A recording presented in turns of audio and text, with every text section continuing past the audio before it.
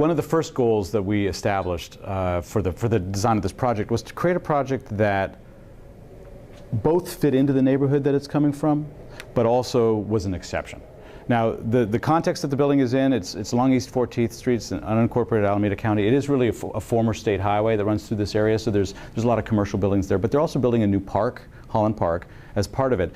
And the goal was, on the fitting in, to create a building that had a massing and a volume and a proportion that really matched a lot of the existing buildings. So it's relatively rectangular. The long side of the building is on East 14th Street. And it's 2 stories. But at the same time then, to create an icon, something that stands out. You can see the main entrance is actually off of the new Holland Park, which is in this location here. The primary facade is along East 14th Street. And then there's a secondary entrance that comes off of the back, which is focused more for the wellness center and the child care. Going from the top down, I'll describe some of the building elements. At the roof level, we have, first of all, the marquee, which is a LED multimedia board that allows the youth to create video presentations that are then basically their voice back out to the community. So that occurs at the top level. Also sharing the roof area are the photovoltaic panels, which are an alternative renewable energy source to provide electricity for the building. And one of the key goals that the youth had was to create sustainable design elements that were visible and that were obviously integrated with the building. So the way that we have oriented the photovoltaic cells within the pattern of the building is key on that level. Also in the roofscape, you'll see there's a lower level roof here, which is actually an accessible roof for the youth. In the sustainable design strategies, it will be a vegetated green roof, which provides for insulation and also stormwater management processes.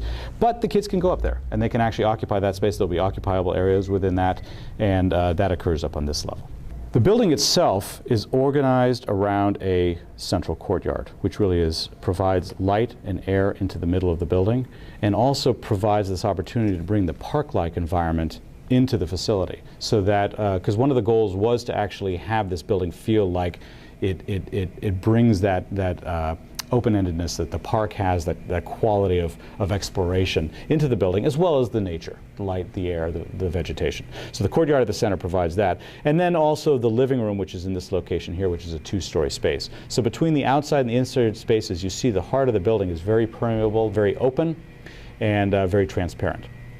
On the second level, the way that the building is organized actually divides it by level. The second level is very introverted, more personal activities. The ground floor is more social, interactive activities.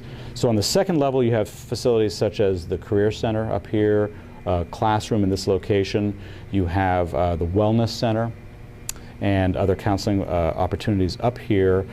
In addition, then, there is a set of bleacher seats here, which are the balcony seating for screenings that are going to happen in the living room, so that youth-produced videos and activities can actually be projected on a movie theater basis. They can come, they can sit in the bleachers, or they can sit down in the living room and share in those activities. As I mentioned, this roof is accessible, and you can see a staircase from the courtyard, so that there's a very integrated quality in all the rooms.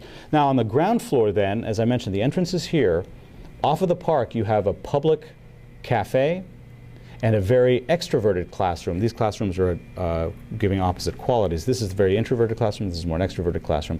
And you can see there's a high degree of transparency here. So as you approach the building, you can see through into the activities. And the central courtyard and a double-height living room actually facilitate that transparency, because you can see through the whole building. Then a lot of the really social and interactive activities occur in this area. So in addition to the public cafe here, you do have a game room and computer lab over in this location. You have a fitness room. You have an art room. All of these primary social activities are located within the transparent spaces of the building. Support spaces are then the opaque areas. And the goal being that, as many of the youth had requested in the interactive processes, they want people to be able to see that there's interesting things going on. They want to send a message out that it's a cool place to be. And they want to communicate a sense of openness to people who are coming to the facility, that, yeah, you can be part of this. You know, this is interesting. You can be a part of it. Come on in.